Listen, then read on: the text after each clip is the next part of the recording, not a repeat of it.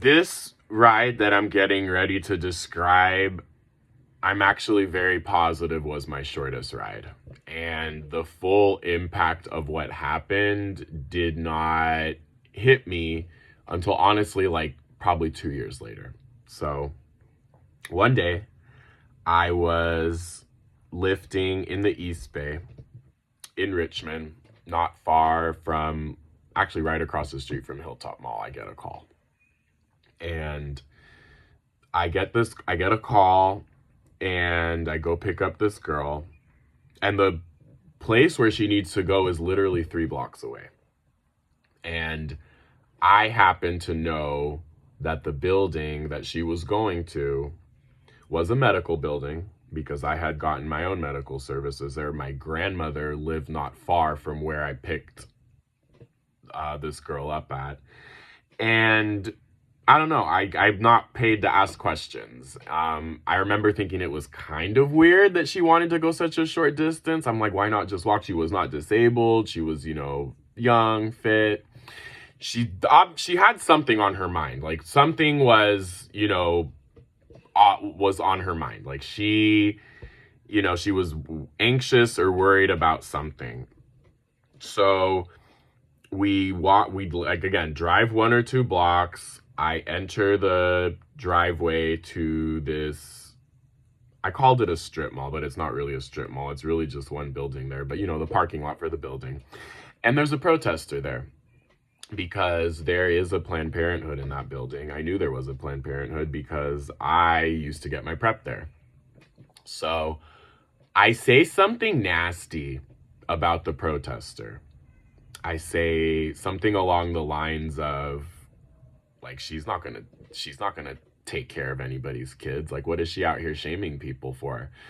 And again, this all happened so quickly. The ride didn't even last 5 minutes, but in my head, I'm thinking, okay, run my mouth, make my sassy comment.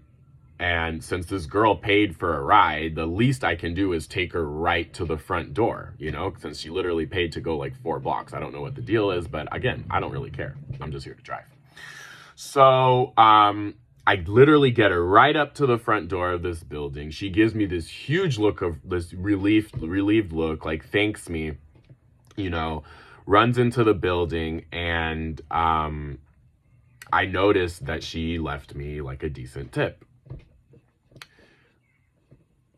It wasn't until, again, probably 2 years later that I realized that I was driving that girl to her abortion.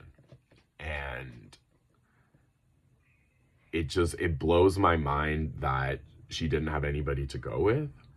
It blows my mind that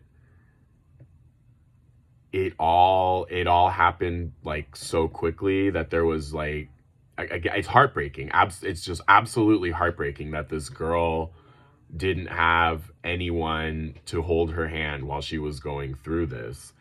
And I don't know. I don't want to sound like, oh, holier than thou, but in a way, I'm really grateful for two things.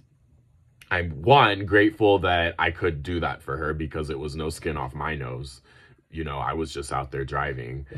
And I'm glad that it was me, and that she didn't get somebody who perhaps did realize what was going on and maybe tried to judge her, maybe tried to talk her out of it, right? Like some evangelical person. But two, I'm very, very, very grateful for the fact that like I didn't quite realize what was going on, for the clouded memory, whatever you want to call it, the momentary brain fart, if you will, because I'm not a dumb person, but for whatever reason, I didn't put the pieces together until literally like much later. And I'm actually very grateful for that because I feel like the ride was exactly how it was supposed to go. Like I provided the service that I was supposed to provide. And I feel like had I maybe known a little more about what was going on, I would have tried to do too much. And that's not what the girl needed. And so I think about that girl a lot, actually. And I hope she's okay. I hope that, I hope she's happy. And I hope that she's in a position, much better position than she was that day when I tied to Planned Parenthood.